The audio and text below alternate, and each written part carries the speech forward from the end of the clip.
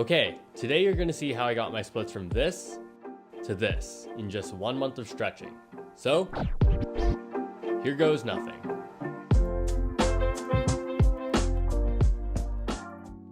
I've never really been that flexible, but I've always wanted the ability to just drop into a split out of nowhere. Like this. Bang! And since we're all still stuck inside, I thought, might as well learn now. So I did some big brain research and came up with a routine that would help me unlock my full middle split potential. Alright, first things first, you gotta warm up. For me, I just chose front to back and side to side leg swings. After that, I stood for 2 minutes in the horse stance, stretched both my hamstrings for 2 minutes each, and lastly, I spent 2 minutes on each of my hip flexors. After all that, I rolled out my thighs for 1 to 2 minutes and just jumped right into it. Not like literally jump though, I didn't want to tear something right from the start.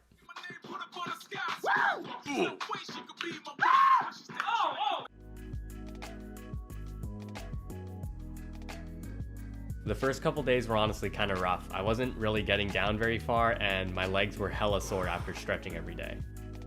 So I used my big brain and figured out that my legs were going through something called DOMS, delayed onset muscle soreness.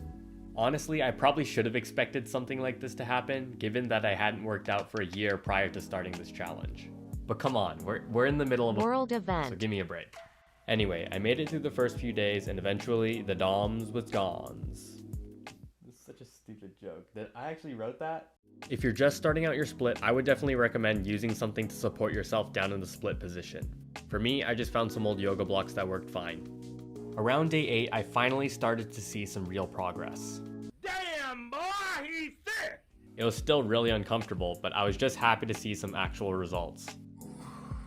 For the next couple days, I just kept up with my stretching, but eventually I hit a plateau where my hips started to hurt and my legs wouldn't go down any deeper. Okay, quick anatomy lesson. This is what your pelvis looks like. During a middle split, you're eventually going to reach a point where your femur and your pelvic bones start rubbing up against each other. And that is no good. But there is an easy fix for this. Before your hips start tightening, you should push your butt back and drop your hips down and forward. This is going to cause your pelvic bone to rotate forward and give you enough room to keep stretching further. See? Easy peasy. Alright, so next I needed to break through that plateau.